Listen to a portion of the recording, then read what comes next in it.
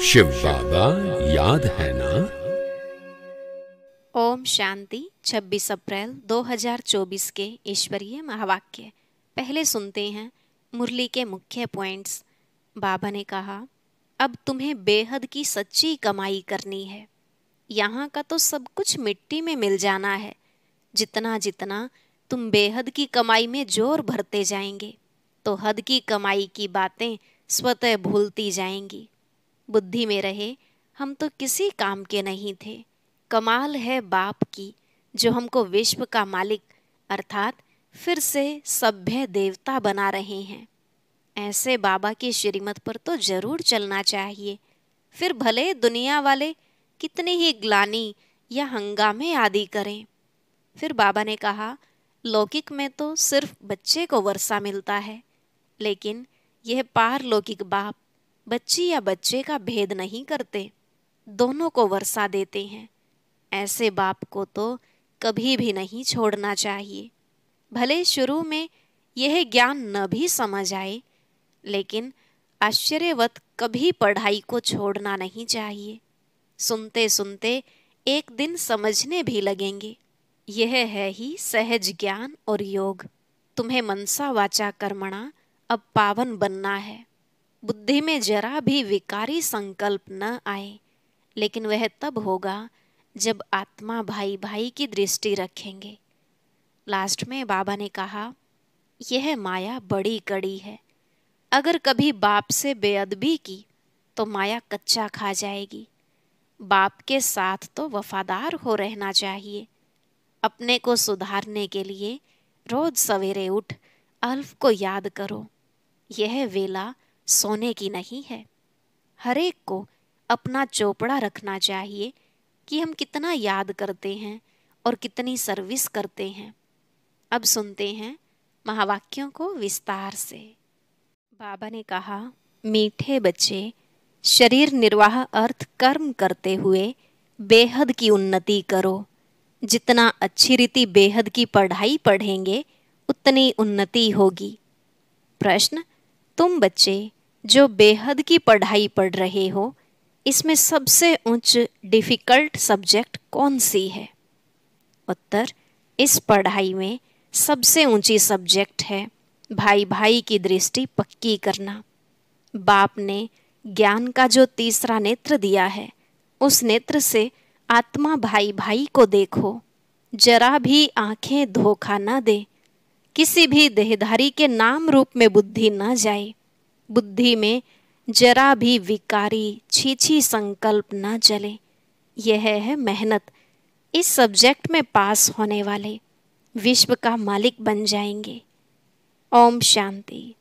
बेहद का बाप बैठ बेहद के बच्चों को समझाते हैं। हर एक बात एक हद की होती है, दूसरी बेहद की भी होती है। इतना समय तुम हद में थे, अब बेहद में हो। तुम्हारी पढ़ाई भी बेहद की है। बेहद की बादशाही के लिए पढ़ाई है। इससे बड़ी पढ़ाई कोई होती नहीं। कौन पढ़ाते हैं? बेहद का बाप भगवान। शरीर निर्वाह अर्थ भी सब कुछ करना है, फिर अपनी उन्नति के लिए भी कुछ करना होता है। बहुत लोग नौकरी करते भी उन्नति के लिए पढ़ते रहते हैं। वहाँ है हद की उन्नति, यहाँ बेहद बाप के पास है बेहद की उन्नति। बाप कहते हैं, हद की और बेहद की दोनों उन्नति करो।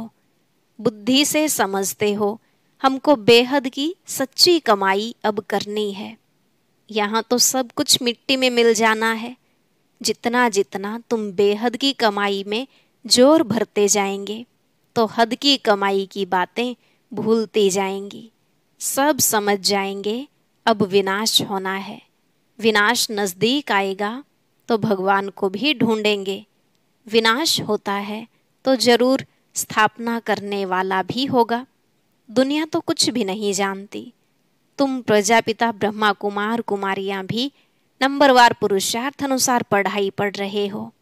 हॉस्टल में वह स्टूडेंट रहते हैं जो पढ़ते हैं, परंतु यह हॉस्टल तो न्यारी है। इस हॉस्टल में तो कई ऐसे ही रहते हैं जो शुरू में चले आए वह रह गए हैं, ऐसे ही आ गए, वैरायटी आ गई। ऐसे नहीं, सब अच्छे आए। छोटे छोटे बच्चे भी तुम ले आए। तुम बच्चों को भी संभालते थे, फिर उनमें कितने चले गए। बगीचे में फूल भी देखो, पक्षी भी देखो, कैसे टिकलू टिकलू करते हैं। यह मनुष्य सृष्टि भी इस समय ऐसे है। हमारे में कोई सभ्यता नहीं थी। सभ्यता वालों की महिमा गाते थे, कहते थे हम निर्गुण हारे में कोई गुण नाही। भल कितने भी बड़े आदमी आते हैं, फील करते हैं कि हम रचयिता बाप और रचना के आदि मध्य अंत को नहीं जानते हैं। फिर वह किस काम के? तुम भी कुछ काम के नहीं थे। अब तुम समझते हो बाप की कमाल है। बाप विश्व का मालिक बनाते हैं। जो राजाई हमसे कोई भी छीन नहीं सकते, जरा भी कोई विघ्न डाल न सके। क्या से हम क्या बनते हैं। तो ऐसे बाप की श्रीमत पर जरूर चलना चाहिए। भल दुनिया में कितनी ग्लानि, हंगामे आदि होते हैं। यह कोई नई बात नहीं है। हर 5000 वर्ष पहले भी हुआ था। शास्त्रों में भी है। बच्चों को बताया है। यह जो भक्ति मार्ग के शास्त्र हैं, वह फिर भक्ति मार्ग में पढ़ेंगे। इस समय तुम ज्ञान से सुखधाम में जाते हो। उसके लिए पूरा पुरुषार्थ करना चाहिए। जितना अब पुरुषार्थ करेंगे, उतना कल्प कल्प होगा। अपने अंदर जांच करनी है, कहाँ तक हम उच्च पद पाएंगे। यह तो हर एक स्टूडेंट समझ सकते हैं कि हम जितना अच्छा पढ़ेंगे, उतना ऊंच जाएंगे। यह हमसे होशियार हैं, हम भी होशियार बने। व्यापारियों में भी ऐसे होता है। मैं इनसे ऊपर जाऊं, यानी होशियार बनूं। अल्पकाल सुख के लिए मेहनत करते हैं। बाप कहते हैं, मीठे मीठे बच्चों, मैं तुम्हारा कितना बड़ा बाप हूँ। साकारी बाप भी है तो निराकारी भी है, दोनों इकट्ठे हैं। दोनों मिलकर कहते हैं, मीठे बच्चे, अब तुम बेहद की पढ़ाई को समझ गए हो, और तो कोई जानते ही नहीं। पहली बात तो हमको पढ़ाने वाला कौन? भगवान क्या पढ़ाते हैं? राजयोग। तुम राज ऋषि हो, वह हैं हठ योगी। वे भी हैं ऋषि, परंतु हद के। वह कहते हैं, हमने घर बार छोड़ा है। यह कोई अच्छा काम किया है क्या? तुम घर बार तब छोड़ते हो जब तुमको विकार के लिए तंग करते हैं। उनको क्या तंगी हुई? तुमको मार पड़ी तब तुम भागी हो। एक एक से पूछो, कुमारियों ने, स्त्रियों ने कितनी मार खाई है, तब चली आई। शुरू में कितने आए। यहाँ मिलता था ज्ञान अमृत, तो चिट्ठी ले आई कि हम ज्ञान अमृत पीने ओम राधे के पास जा रहे हैं। यह विकार पर झगड़ा, हंगामा शुरू से चलता आ रहा है। बंद तब होगा जब आसुरी दुनिया का विनाश होगा। फिर आधा कल्प के लिए बंद हो जाएगा। अभी तुम बच्चे बेहद के बाप से प्रालब्ध लेते हो। बेहद का बाप सबको बेहद की प्रालब्ध देते हैं। हद का बाप हद की प्रालब्ध देते हैं। वह भी सिर्फ बच्चे को ही वर्षा मिलता है। यहाँ बाप कहते हैं, तुम बच्ची हो या बच्चा, दोनों वर्षे के हकदार हैं। उस लौकिक बाप के पास भेद रहता है। सिर्फ बच्चे को वारिस बनाते हैं। स्त्री को हाफ पार्टनर कहते हैं, परंतु उनको भी हिस्सा देते नहीं हैं। बच्चा ही संभाल लेते हैं। बाप का बच्चों में मोह रहता है। यह बाप तो कायदे अनुसार सभी बच्चों को वर्षा देते हैं। यहाँ बच्चे व बच्ची के भेद का मालूम ही नहीं है। तुम कितने सुख का वर्षा बेहद के बाप से लेते हो, फिर भी पूरा पढ़ते नहीं। पढ़ाई को छोड़ देते हैं। बच्चियां लिखती हैं, बाबा फलाने ने ब्लड से लिख कर दिया है, अब नहीं आता है। ब्लड से भी लिखते हैं, बाबा आप प्यार करो व ठुकराओ, हम आपको कभी छोड़ेंगे नहीं। परंतु परवरिश लेकर फिर भी चले जाते हैं। बाप ने समझाया है, यह सब ड्रामा है। कोई आश्चर्यवत भागंती होंगे। यहाँ बैठे हैं तो निश्चय है ऐसे बेहद के बाप को हम कैसे छोड़ें? यह तो पढ़ाई भी है, गारंटी भी करते हैं हम साथ ले जाएंगे। सतयुग आदि में इतने सब मनुष्य नहीं थे, अभी संगम पर सभी मनुष्य हैं। सतयुग में बहुत थोड़े होंगे, इतने सब धर्म वाले कोई भी नहीं रहेंगे। उसकी सारी तैयारी हो रही है। यह शरीर छोड़ शांति धाम चले जाएंगे। हिसाब किताब चुकतू कर जहाँ से आए हैं पार्ट बजाने वहाँ चले जाएंगे। वह तो होता है 2 घंटे का नाटक, यह है बेहद का नाटक। तुम जानते हो हम उस घर के रहवासी हैं और हैं भी एक बाप के बच्चे। रहने का स्थान है निर्वाण धाम, वाणी से परे। वहाँ आवाज होता नहीं। मनुष्य समझते हैं ब्रह्म में लीन हो जाते हैं। बाबा कहते हैं आत्मा अविनाशी है, उनका कभी विनाश हो न सके। कितनी जीव आत्माएं हैं, अविनाशी आत्मा जीव द्वारा पार्ट बजाती है। सब आत्माएं ड्रामा के एक्टर्स हैं। रहने का स्थान ब्रह्मांड वह घर है। आत्मा अंडे मिसल दिखाई पड़ती है, वहाँ ब्रह्मांड में उनके रहने का स्थान है। हर एक बात को अच्छी रीति समझना है। नहीं समझते हैं तो आगे चलकर आप ही समझ जाएंगे। अगर सुनते ही रहेंगे तो, छोड़ देंगे तो फिर कुछ भी समझ नहीं सकेंगे। तुम बच्चे जानते हो यह पुरानी दुनिया खत्म हो, नई दुनिया स्थापन होती है। बाप कहते हैं कल तुम विश्व के मालिक थे, अब फिर तुम विश्व के मालिक बनने आए हो। गीत भी है ना, बाबा हमको ऐसा मालिक बनाते हैं जो कोई हमसे छीन न सके। आकाश जमीन आदि पर हमारा कब्जा रहता है। इस दुनिया में देखो क्या क्या है, सब हैं मतलब के साथी। वहाँ तो ऐसे नहीं होगा। जैसे लौकिक बाप बच्चों को कहते हैं यह धन माल सब कुछ तुमको देकर जाते हैं, इनको अच्छी रीति संभालना।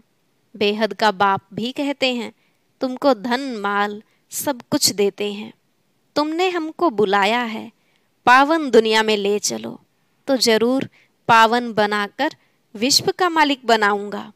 बाप कितना युक्ति से समझाते हैं। इसका नाम ही है सहज ज्ञान और योग।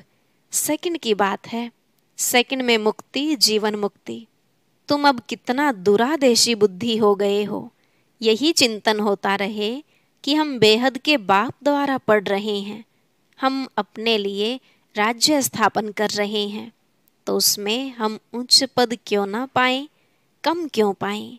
राजधानी स्थापन होती है, उसमें भी मर्तबे होंगे ना, दास दासियां ढेर होंगे, वह भी बहुत सुख पाते हैं।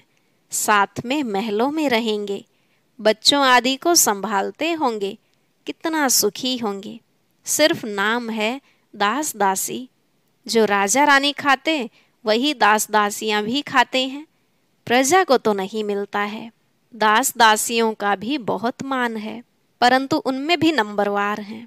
तुम बच्चे सारे विश्व के मालिक बनते हो। दास दासियां तो यहाँ भी राजाओं के पास होती हैं। प्रिंसेस की जब सभा लगती है, आपस में मिलते हैं तो फुल श्रृंगार किए हुए ताज आदि सहित होते हैं। फिर उनमें भी नंबरवार बड़ी शोभनिक सभा लगती है, उसमें रानियां नहीं बैठती हैं, वह पर्दे में रहती हैं। यह सब बातें बाप समझाते हैं। उनको तुम प्राणदाता भी कहते हो, जीवदान देने वाला, घड़ी घड़ी शरीर छोड़ने से बचाने वाला है। वहाँ मरने की चिंता नहीं होती है। यहाँ कितनी चिंता रहती है। थोड़ा कुछ होता तो बुलाएंगे डॉक्टर को कि कहाँ मर न जाए। वहाँ डर की बात नहीं। तुम काल पर जीत पाते हो तो कितना नशा रहना चाहिए। पढ़ाने वाले को याद करो तो भी याद की यात्रा हुई। बाप टीचर सतगुरु को याद करो तो भी ठीक है। जितना श्रीमत पर चलेंगे, मनसा वाचा कर्मणा, पावन बनना है। बुद्धि में विकारी संकल्प भी न आए। वह तब होगा जब भाई भाई समझेंगे। बहन भाई समझने से भी छीछी हो जाते हैं। सबसे अधिक धोखा देने वाली यह आंखें हैं। इसलिए बाप ने तीसरा नेत्र दिया है। तो अपने को आत्मा समझ भाई भाई को देखो। इसको कहा जाता है ज्ञान का तीसरा नेत्र। बहन भाई भी फेल होते हैं तो दूसरी युक्ति निकाली जाती है, अपने को भाई भाई समझो। बड़ी मेहनत है, सब्जेक्ट होती है ना, कोई बहुत डिफ़िकल्ट सब्जेक्ट होती है। यह पढ़ाई है, इसमें भी उच्च सब्जेक्ट है। तुम किसी के भी नाम रूप में नहीं फंस सकते हो।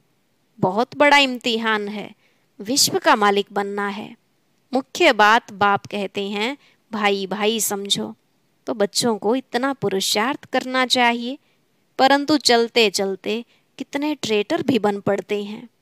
यहाँ भी ऐसे होता है, अच्छे अच्छे बच्चों को माया अपना बना देती है।